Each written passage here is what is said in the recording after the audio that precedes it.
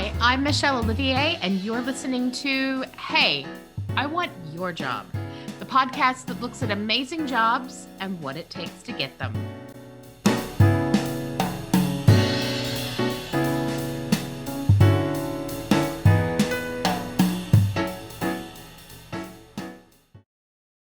Hi, and welcome to Hey, I Want Your Job. This week, I have the awesome Chelsea Dacus, who has a super cool job dealing with really old things in really cool ways. So that was kind of a weird way to describe what you do. So let's let you do a better job. Chelsea, what is your job title? I am an assistant curator at the Museum of Fine Arts Houston.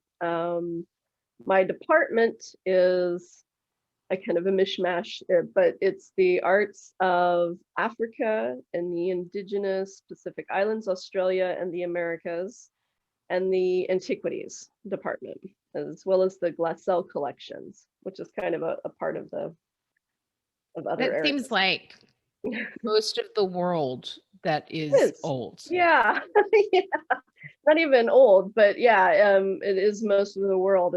It got combined under one curator at one time, and I worked for that curator for many years, and then kind of inherited everything when she retired. So, and the director is still, he's still working on how he wants to, divide up departments or how he wants to do that. So yeah, So here you are dealing with the jack of entire all world. trades. My specialty is the indigenous arts of the Americas, right? So I have my master's in Mayan, and I'm working on my PhD in ancient Andean, and so that's where we are. I think my husband is like the last adult that I know to find out that like there were pyramids in Mesoamerica. The other day he was like, there were pyramids? There were pyramids? I was like, oh my God, honey. Yes, there are pyramids in Mexico. And then I referenced like the 5,000 video games and pop culture like references to it. He was like, I just thought that was some shit they made up. I was like, oh my God. No, British educational system has a lot to answer for. There were pyramids all over the Americas, actually, even here in the United States. So oh, see, I didn't know that. That's really cool. Where were they? Yeah. So that they're called mounds, right? They're called mounds, but they were essentially pyramids of the time. And so they were made out of earth, and they've largely my alma mater has over mounds. time. Yeah. So they're all over. Anywhere you find a mound, that was basically a pyramid, just made of earth rather than rock. And so it's eroded, and you don't. So it just didn't stand the test of time. It didn't stand the test of time. Also, I mean, there's a difference between the desert and any other environment, and so in Egypt, things have stood the test of time a little bit more because of that environment. Whereas in other places, you're not going to get that kind of preservation. Yeah, that makes sense. When you have extreme weather conditions, like it takes a toll on everything, right? Yep. So no, that makes perfect sense. That is so cool. Okay, so I want to go back to what do you do? Because I feel like we got sidetracked on pyramids. Okay. Pyramids are easy to squirrel on, but I want to focus on what you do, because I think that when people hear curator, they either picture Indiana Jones, obviously. Right. Yeah. Or they picture some like 90-year-old individual who like shows children exhibits in stuffy old museums. And those are the two options. Okay. So you tell me, what does a curator do? Like, what does your day ending and why look like? So it has nothing to do with Indiana Jones. Yeah, I know. Don't we all wish we could run around looting tombs? No. Maybe not that part. Yeah, I know. Yeah, so Indiana Jones, highly problematic. And he is probably what inspired the passion of many people that work with at least older materials, but including archaeologists. But yeah, the whole like it belongs in a museum thing, maybe not so much, and especially not with a United States museum necessarily. So, but basically curators, they research, they steward the artworks, so they make sure that they're taken care of, that they are properly titled, etc., dated, as well as doing research, putting together exhibitions, writing labels, and then there's lots and lots of paperwork that's involved with all of that. So I'm usually field questions and emails, like that's a lot of what I do. Me And too. put together, like, you know, people will have random questions about this artwork or that artwork. You know, I help the our learning and interpretation department with various projects of like, you know, they're the ones who are sort of the front line. I'm kind of the back, you know, the information provider. Okay. And then our learning and interpretation department takes that and creates programs to interact with our public a lot of times. I mean, in when you're conceiving an exhibit or an installation, then you try and think of that a lot, and you work in partnership with other departments that are more on the front line, that can be like, okay, that language is a little esoteric, or that nobody's going to look at a 200-word didactic panel, like they don't want to read that. They're going to want to look at the artwork. So simple, sweet, like keep it short. This is more what you want to focus on. But we're the ones that come up with the ideas behind exhibits or behind installations or how we want them to be installed. We also look at artworks to bring into the museum, into the museum's collections.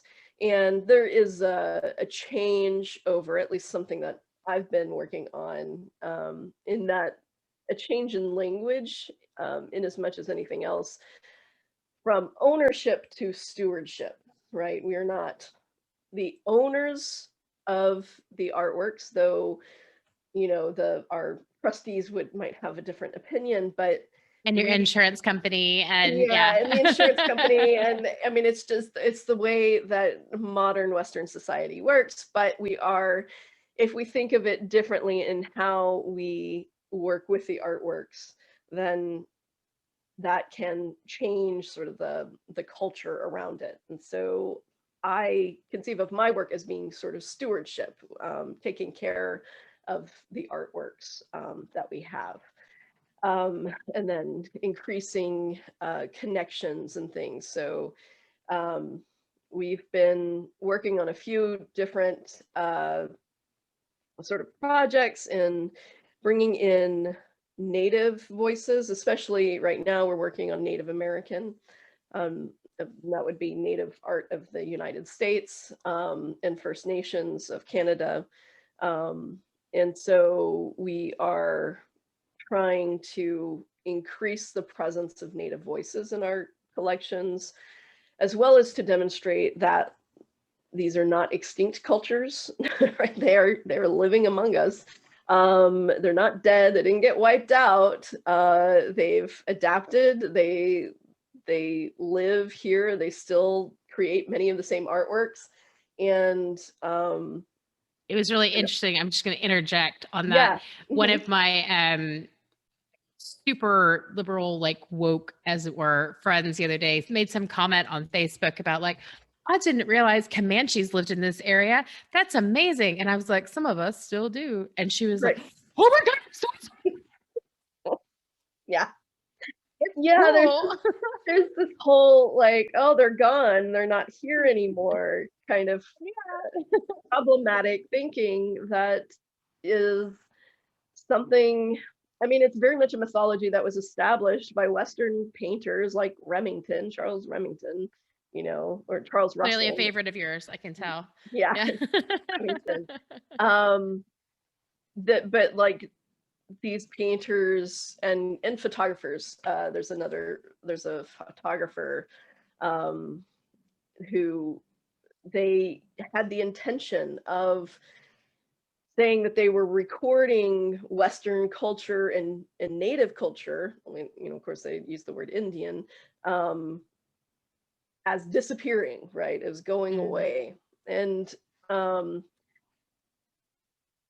in a large part, like, it's such a complicated story, but we're trying to tell that complicated story a bit more, and to be like, this Because there is is not, some truth, right? There is there is like, some, but it wasn't disappearing, right? It was being forcibly yeah, removed by the United States government it's not and like the nobody knows settlers. why this is happening. It's Right. just crazy how it's Yeah. just disappearing.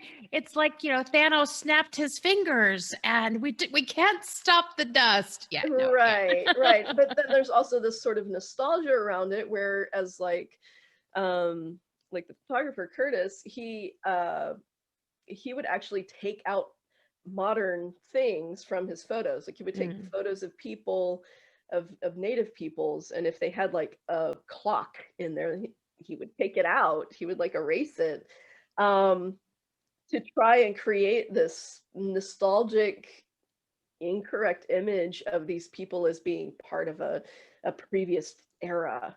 And that's not at all what it was. You know, it's they're very much with the time and trying I to drive an SUV, you know. survive. Survive.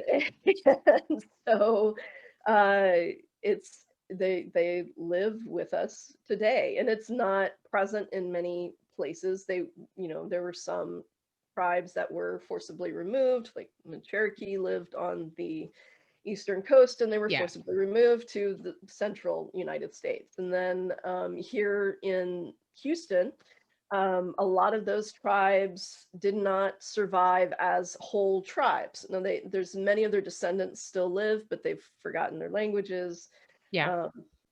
and they've joined with other tribes across the Texas and the United States. And then two other tribes moved into Texas in the 1780s. And so that's the only federally recognized tribe in Texas, are the Alabama Coushatta, and they came in the 1780s.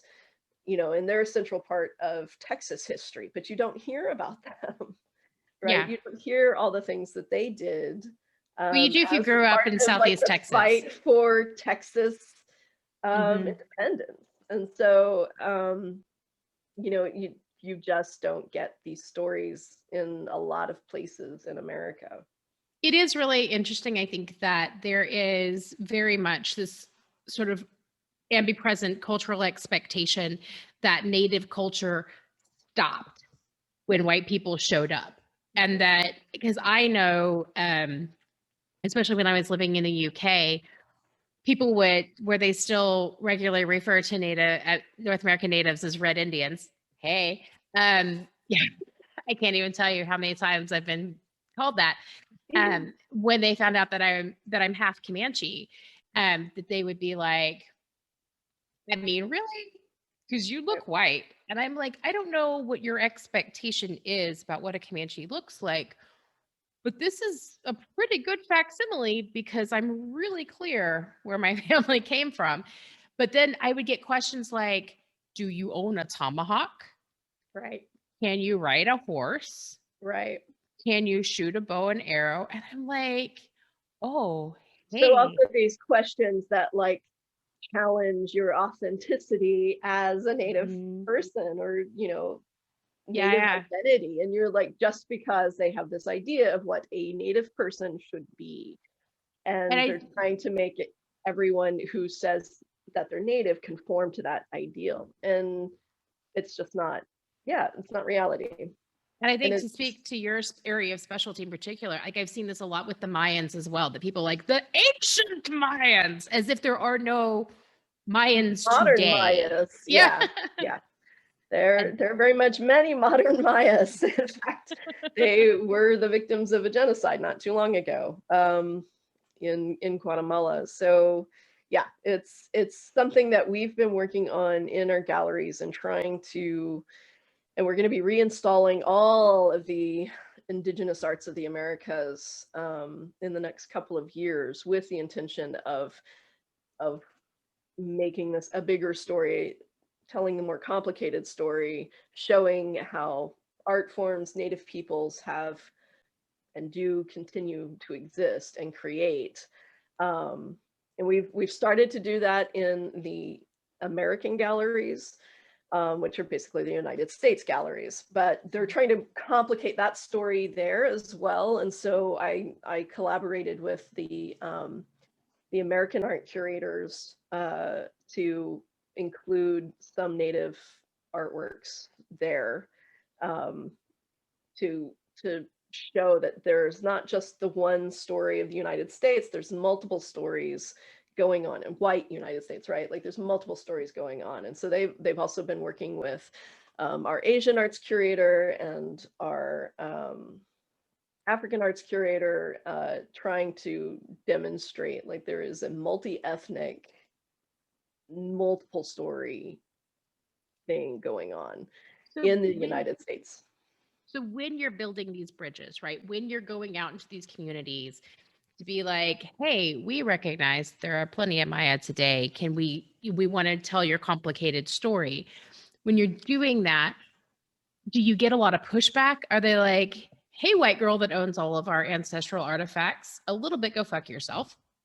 But also it's not my job to tell you my story. Like, right. How does that dialogue work? And how do you build the trust in a community that should not trust you?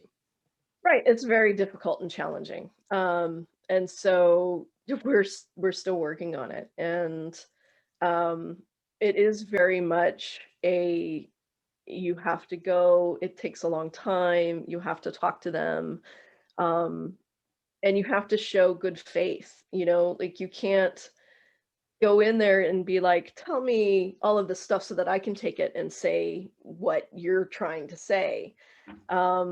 Because that's not going to work. You can't talk for someone else, using their words. And so our hope is, as we're establishing these relationships, is to have people come in and be a part of the museum process. And so I'm working with a Native consultant on our Native North American and Canada, First Nations art to try and bring that voice in more. And we're getting a fellow, which is specifically for female identifying Native people, to help support that. And it's a paid fellowship. So we're wanting to bring in more people of more diverse backgrounds and have them be a part of the whole decision making of what gets said, what doesn't get said, etc. But it's hard. I can imagine it's an uphill battle. Hard. I mean, because you're starting from we stole your shit, but really this time we promised to be nice guys. Why don't you come help us talk about the shit we stole? From the not even the bottom, of the hill, but like in the 6 feet under at least. Right. Yeah, because like it is, the museum itself is such a colonizing, white-centered institution.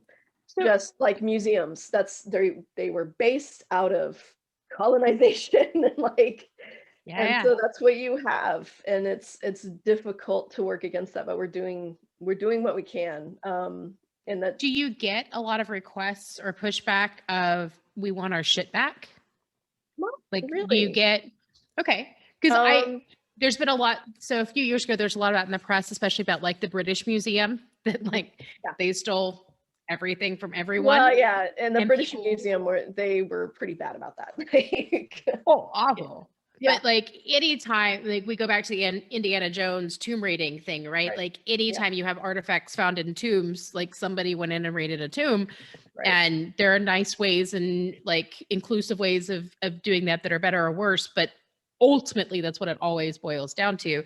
And because of the complicated history, it's very unusual for anybody to have asked the brown people who made or owned the pottery before they they took it. So that's interesting that there's not a pushback for return or reparation in your area. Why do you think that is? Well, it depends, and like not all Native peoples around the world are the same, for one. Correct. And so there's a lot of complicated things that go into it. So you have NAGPRA, right, in the United States for Native American Graves Repatriation Act, right? Which is, it was passed in 1993, and basically museums had to send out notifications of all the things that they possessed and start working with the tribes on repatriation. But then, like, the onus has fallen a lot on the tribes to claim that, and they haven't always had the resources to claim things back. We do have, for example, a Kachina mask from the Hopi culture, which we don't display, because to the Hopi, that Kachina mask embodies the spirit of the Kachina. And so out of respect for that, we don't display that. It's not supposed to be displayed. We don't wrap it in plastic. It's not supposed to be wrapped in plastic. It needs to be able to breathe. And their response when we sent the notification to them back in 1993, which is way before my time, but was to hold on to it until they were able to bring it back. Because there's added problems of, like, it needs to go back to the exact place where it came from. And they have several villages that it could have come from, and it's difficult to determine which one it came from. And it gets even more complicated if you don't know exactly what culture. And then if you're looking at, like, more at older material, like mimbres, for example. So there is a push now not to display mimbres material or artworks that have been associated with graves. So there's a few things that we know are associated with graves. There's a few things that were more likely associated with just like household domestic deposits that got left. And the things that were associated with graves, out of respect, we don't show. But there's also several different tribes, several different entities that claim descendants from that group. And so who do they go back to?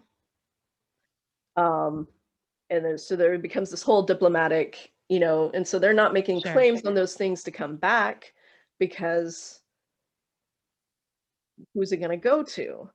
That's insanely complicated. I'm so glad I am not responsible for sorting that out.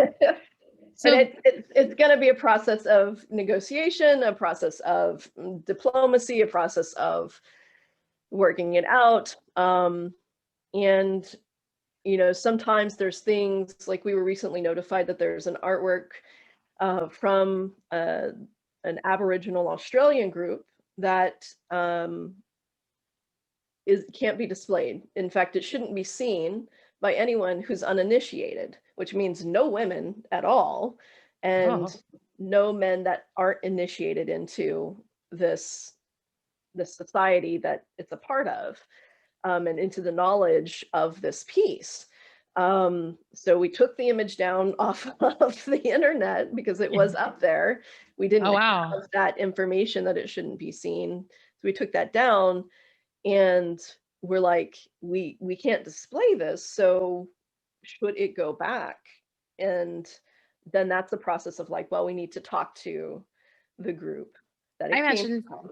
They may not want it back. They may want to leave it there and not deal with the hassle, because then again, you have, like, should it go back to a particular family? Or it's the issues are immense. I imagine that just as a human that cares about this, which you obviously do, or you wouldn't be doing this living, it must be just having a huge emotional toll, like, on the daily, especially when you hear about things like people genuinely believe that you have a soul trapped in your archives. Like, that would, like, I would have a hard time sleeping at night. And so Talk to me about that. Like, what is the emotional tax of working in a museum environment? Because I don't think anybody ever really talks about that in the outside world. Do you know what I mean? We think you have these really easy jobs with things that are dead.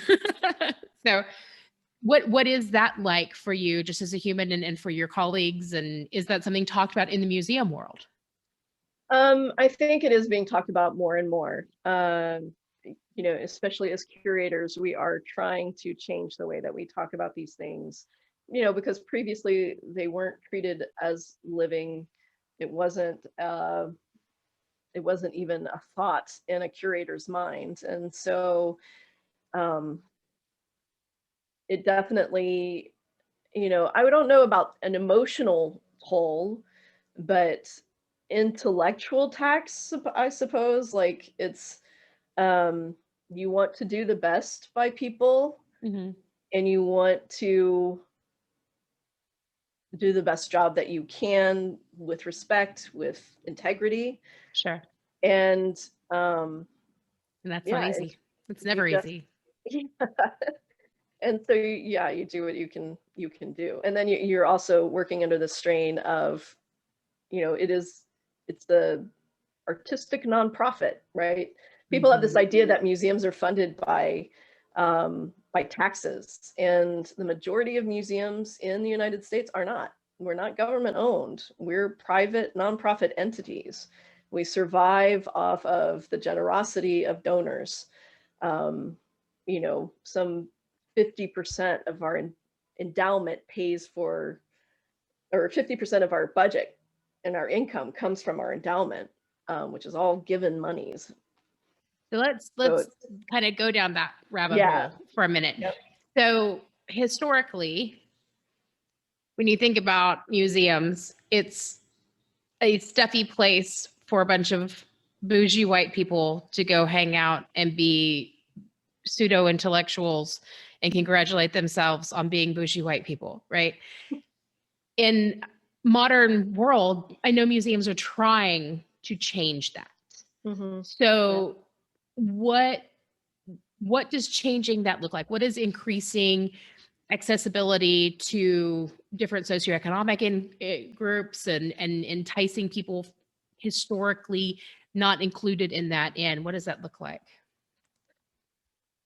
Um, well, I think we've been Tiny trying. question, no big deal. Yeah, it's huge.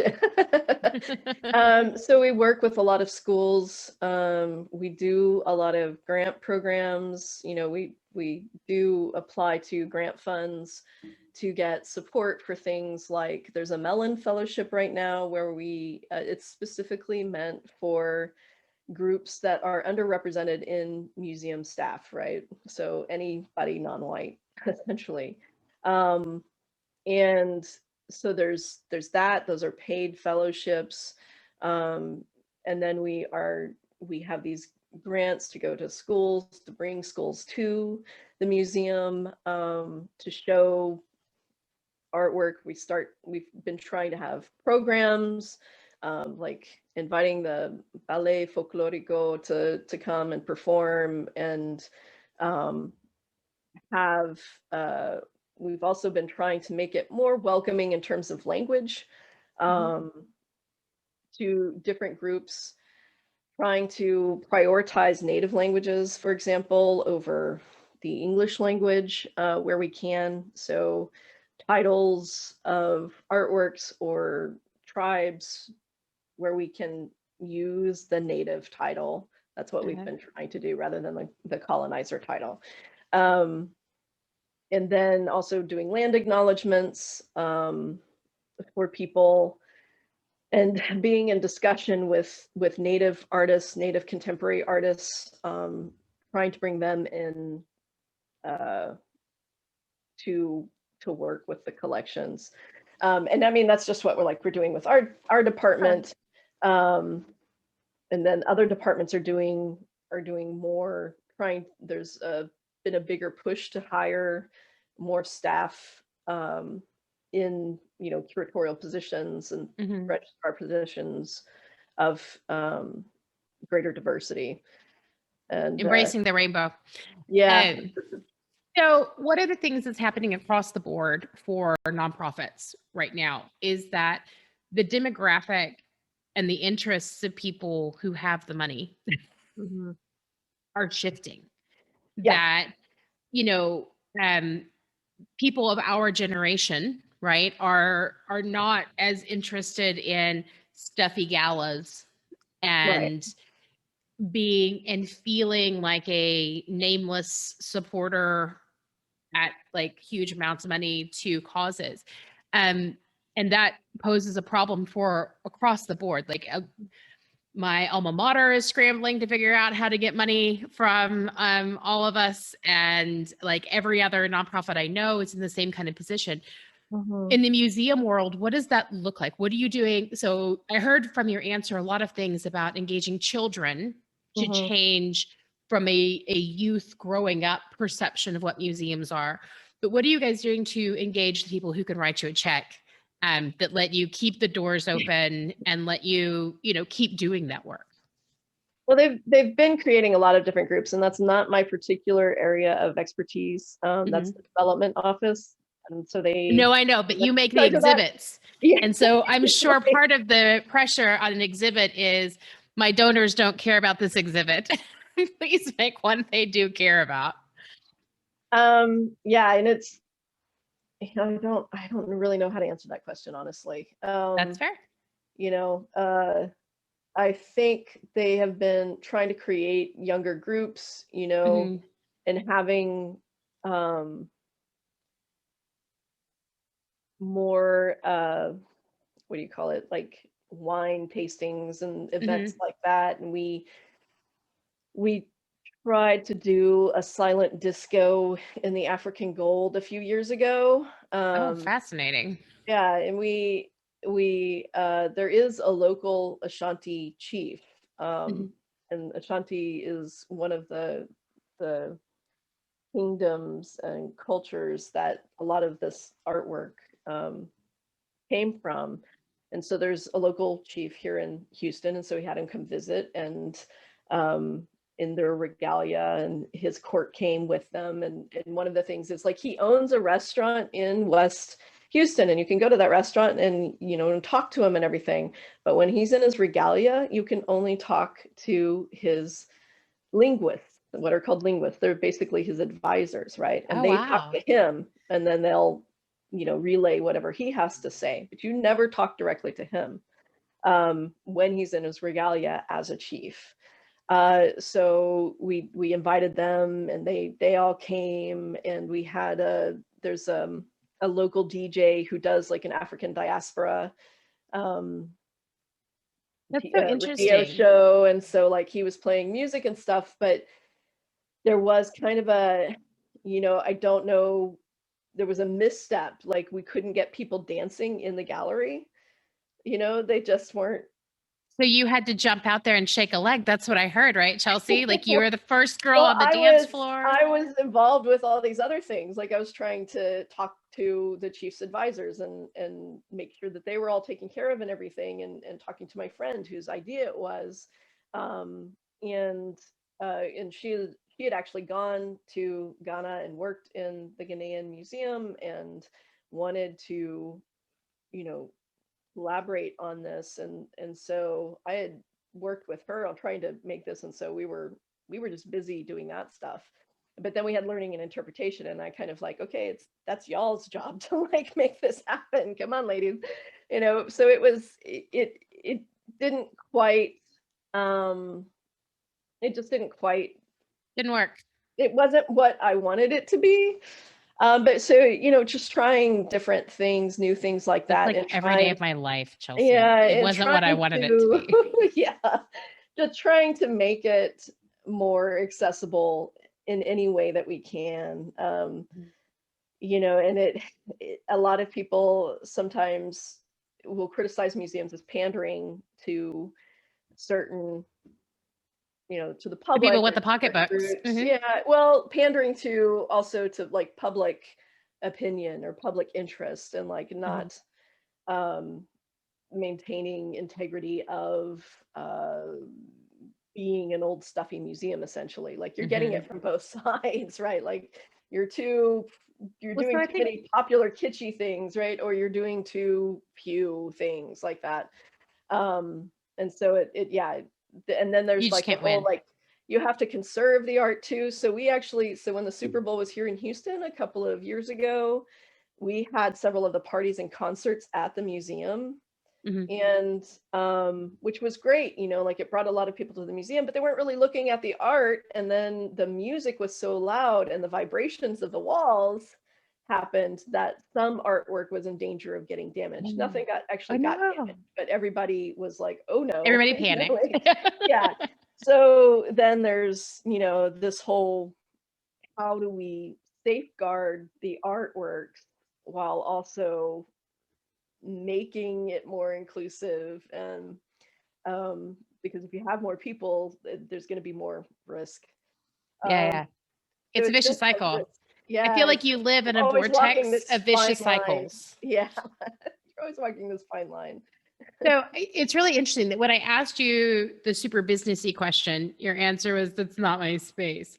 And the reason that that's really interesting to me is because in so many other places, that would never be the case, because that would be breathing down your neck all day, every day, right? Like, it's all well and good, Chelsea, that you want to go and have inclusive voices, but if inclusive voices don't get checks written, there will be no more inclusive voices. And so, do you find that there is that division, that there is that respect within the curation and museum community, that like your curational activities need to be preserved as they are, and that the business needs to be somebody else's problem? Or is that a peculiarity of your Mm, circumstance? I think no, I think it's kind of curation in general. I mean, we are involved in fundraising efforts, but it's not our job to come up with fundraising Ideas. topics. Yeah. Sure. Um, it's we are about the knowledge of the art, Mhm. right? Like that's what we know, and so we try to support the fundraising as much as possible, because without the funds, no, we can't do what we do. Yeah. And we're already restricted, but we're doing what we do because we love the art. And Mhm. so, like, nobody would do this job if they didn't just have a passion for the art. And anytime somebody asks me, like, well, how do I get a job in a museum doing this stuff, and I'm like, you got to really love it, because you're not going to make much. Like, you're not going to make a So we lot of always money. ask, what do you say when people ask you how much you make? And I try to be as honest as possible, but, like, it's without being specific, but Okay. it's an art nonprofit, and I've been working here for 16 years, and I'm paid basically like a teacher. So, Okay. like, it's not, It's a terrible get rich quick scheme. it That's what I is heard. terrible at get rich quick. Yes. Do not do it if you want money, or not to worry about money even. Like, I'm probably lower middle class, all things done and told, but that is after like 16 years of working my butt off and also getting advanced degrees. You have to know multiple languages. You have to do many, many years of study and rack up all sorts of student debt. And there's not a whole lot of So I'm going to payback make you for show it. off here, right? Because you realize you just threw the gauntlet. So Chelsea, how many languages do you speak? So, I'm not greatly fluent, but French and Spanish are my main two foreign languages. And then I can sort of make do reading Italian and German. And then I read Mayan glyphs. And I'm trying to learn Aymara, which is one of the native languages of the Andes. No big, it's what Yeah, everybody's doing on their weekends. yeah, Okay. yeah. And how many pieces of paper do you have that say that you're smart and awesome? So how many degrees, extra certificates, etc.? Right. Well, like I said, I've got my bachelor's, and then I have my master's, and I am getting my PhD. So there's many nowadays. Pretty much, if you want to be a curator and you want to advance in your career as a curator, you need a PhD. It didn't used to be that way. It used to be you could get your master's, but Mhm. now you have to have a PhD. So it's very challenging to get that because you have to have years of experience for like even a beginner curatorial assistant position. And you have to have like PhD to advance.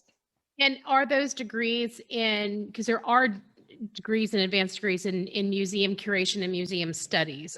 Is that what you need the master's in, or is it in your subject matter? So The you subject need to have matter. taken a couple of museum studies classes, but really you need to have a master's degree in whatever it is you're gonna be an expert in. Yeah, you need to have a master's degree in what you're doing, So the art you're studying. So you can have museum studies, and that will help you if you want to do other jobs at the museum. okay. Because there's there's many the registrars who basically track and record all of the artwork moving in and out of the museum.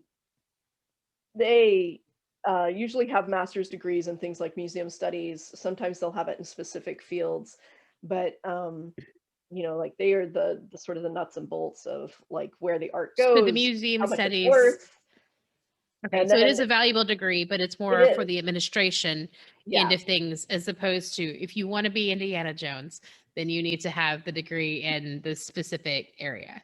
yeah, Is what, okay.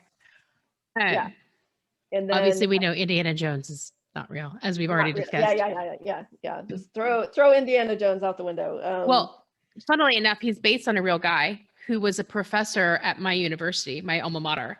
Oh, really? And I didn't know mhm. that.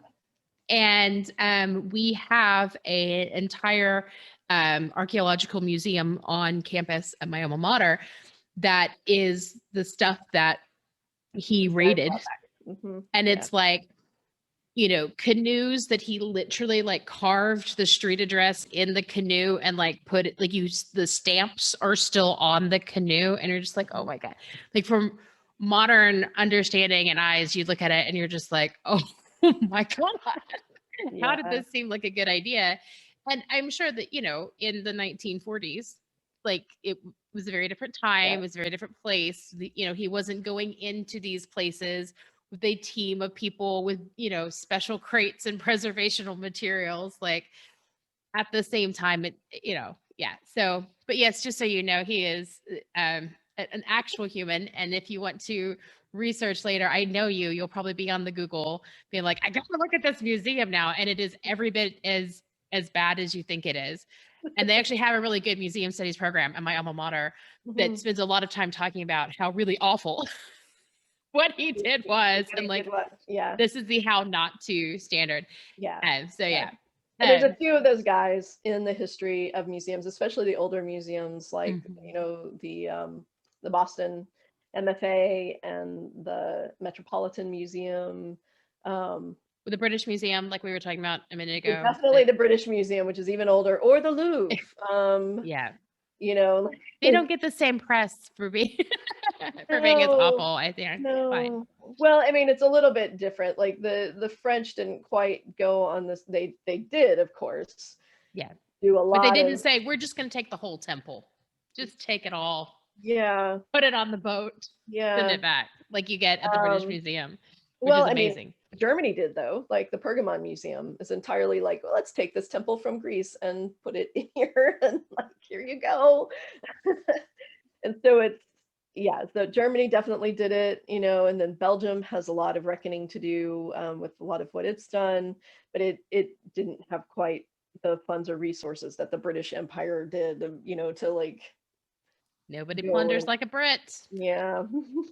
She says they married they to kind one. of they really did a good job of going around the world and doing that.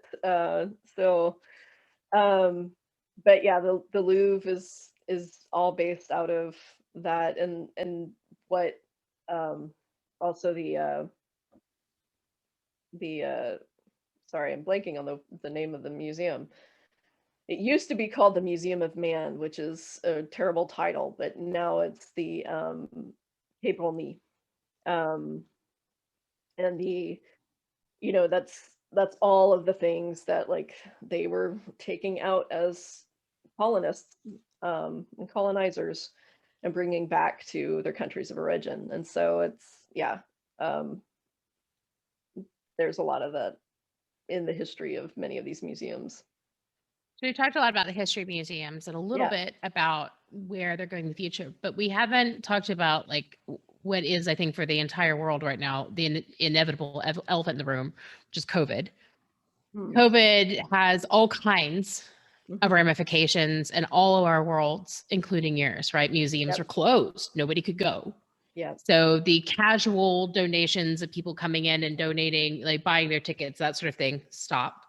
Right. But I'm also interested, what did that mean from a curational perspective? Because I would think that some of the artifacts require care, require monitoring, et cetera. And when people were not supposed to or not able to get into those spaces to take care of that, like, was there concern over loss? Did you find ways to work around? Like, how did that wind up working?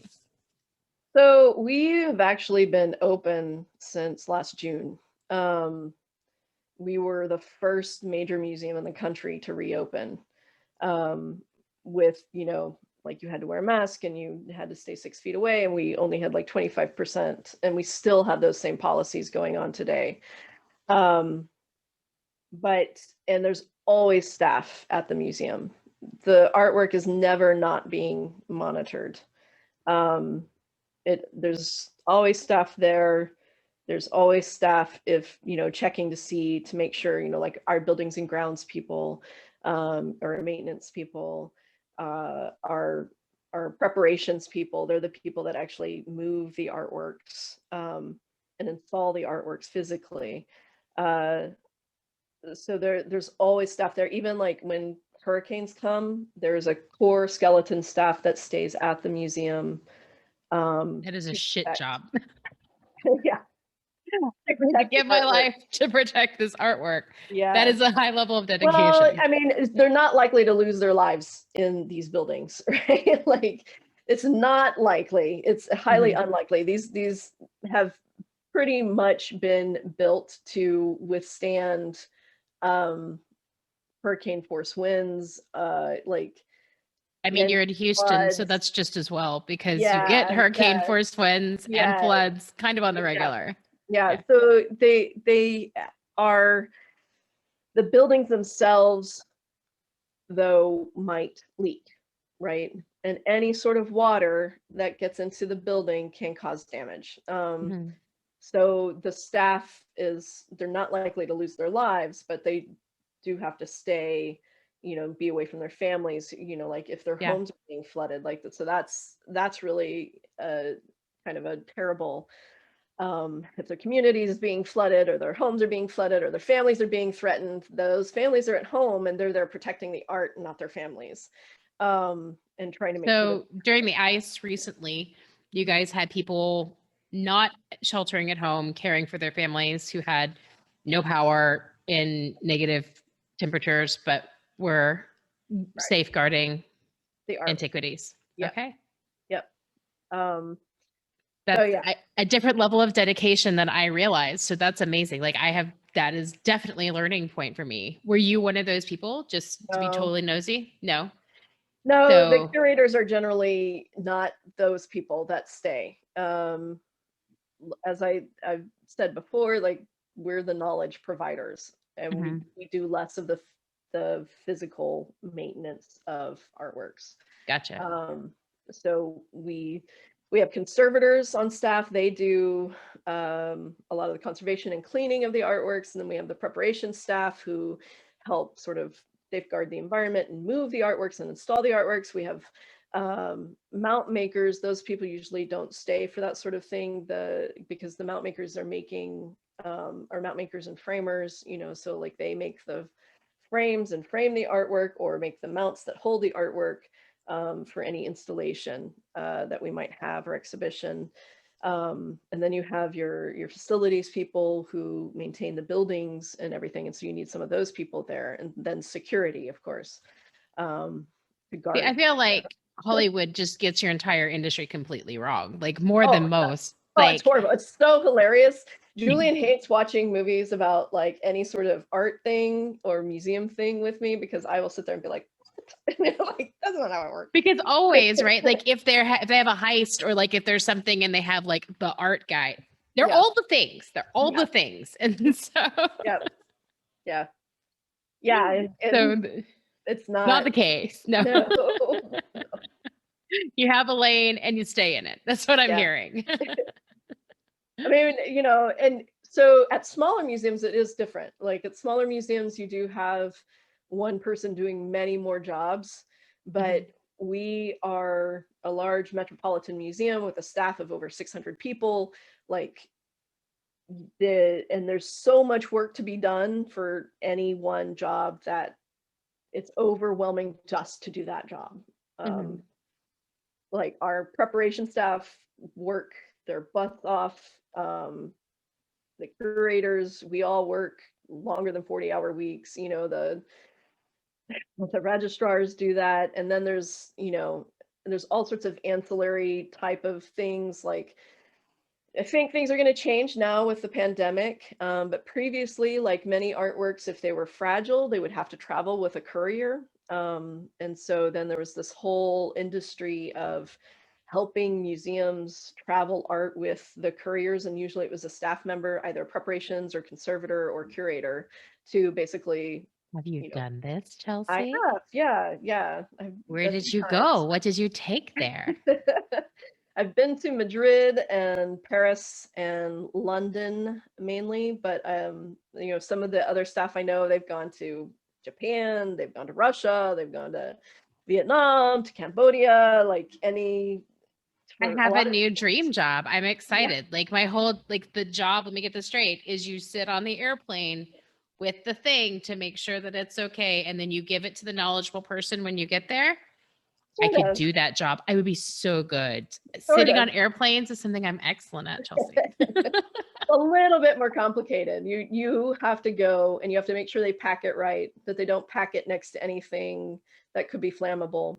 And you're working with art shipping companies, so they are sort of escorting you through the whole process in any foreign country that you might be in, as well as here. And so you usually have to wake up at like 3 or 4 in the morning. Okay, that Um, sucks. it can be a really long day.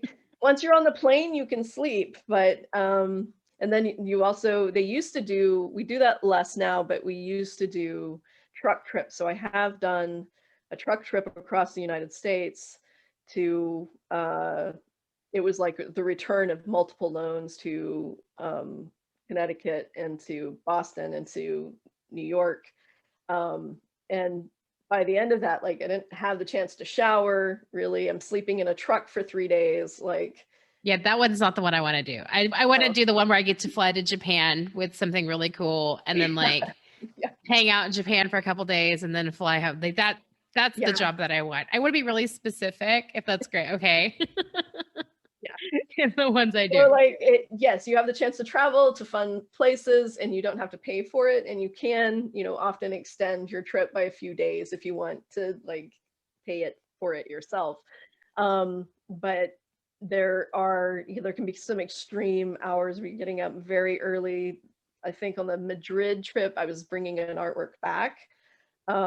And so I had to get up at like 3 a.m., be at the cargo hold by like, or the cargo place by 4, to make sure that everything was packed correctly, tightened correctly, not loose, covered correctly. And then you wait, and then you have to watch them put it on the plane, because it's a big crate. Like you can't just, sit next to it, right? So it's a Yeah, big yeah, crate. You have to watch them put it on the plane, and then you get on the plane, right? And yeah. so then you're flying, right? And then you can only do like direct flights. So there's no direct flight to Houston from Madrid. So you have to fly to Dallas, and then you have to go to the cargo where they've taken the crate, and then you have to watch it get put on the truck, and then you have to ride with the truck back to the museum.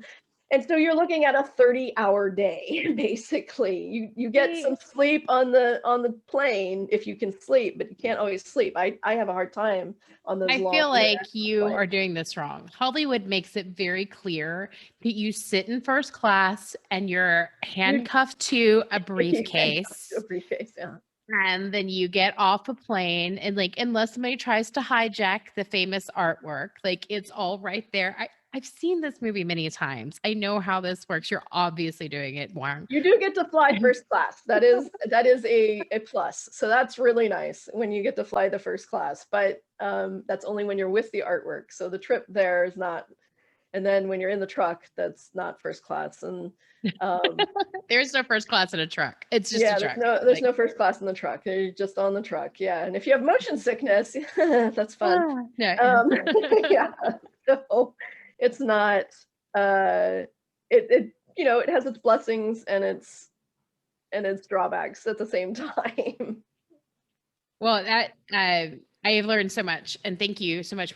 We are out of time, but before we go, is there anything else that you want to make sure that we talk about or shout out? We will obviously have all of the connections to you as a personal human being, and also the museum and all of that, with encouraging people to donate so Chelsea's children can eat. But is there anything else you want to cover before we go? Well, we are working on an exhibition. My department is working on an exhibition with the Museo del Oro in Bogota, Colombia, and the Los Angeles County Museum of Art, LACMA, in California, where we will be showing Colombian artworks throughout the history of Colombia, and talking about sort of the concept of the universe as conceived by the native groups of Colombia. And so that'll be coming next year, I want to say. It was going to be this year, and then we've had to push it back. And COVID, yeah. All of the things. All of the things have happened. And so I think it's going to be next year, or 2022 or 2023, but it should be a really good show. It's part of the push to increase knowledge of our collections. I do want to say the Glassell collections at the Museum of Fine Arts, which is what's in my department, are some of the best collections of ancient American and African gold that you will find anywhere in the United States. It's a huge amount of artworks that came from one collector, who he came by it by fishing. He was a fisherman, and cool. So he had a fishing club in Peru, and before, at a certain point, Peru kicked out many of the foreigners in I think it was the 60s. But before that, they had this fishing club down there, and so he still holds the world record for the largest fish caught on a handheld reel and rod, a 1,560-pound black marlin. Holy shit. You can see a cast of it actually at the Science Museum, which is another museum that's right next to us as the Art Museum. But then we have his collection of artworks that he collected on his travels, and working with dealers in New York and Dallas. So it's one of the best collections in the United States of these. Well, I'm sold. Yeah. So yeah, so we'll be reinstalling all of that come in the next couple of years. As a part of first the Colombian show, and then we'll have a reinstallation of all of those artworks. Fantastic. Well, we'll put, like I said, links in the show notes to that. People should go online or make a trip to Houston to visit it. Don't ask for Chelsea personally, because it's not her lane. But she will be delighted to know that you came to see. Thank you so much for your time, Chelsea, and thanks everybody to tuning in. You've been listening to Hey, I Want Your Job. For more information on how you can get your own awesome job, visit ONH Consulting at www.onhconsulting.com. We offer incredible resumes, no-nonsense career advice, and real-world tips for landing a job in today's market. Check us out on LinkedIn, Twitter, Facebook, and Insta for more insider information. Soon, you'll be hearing us say, I'm Michelle Olivier, and hey, I want your job.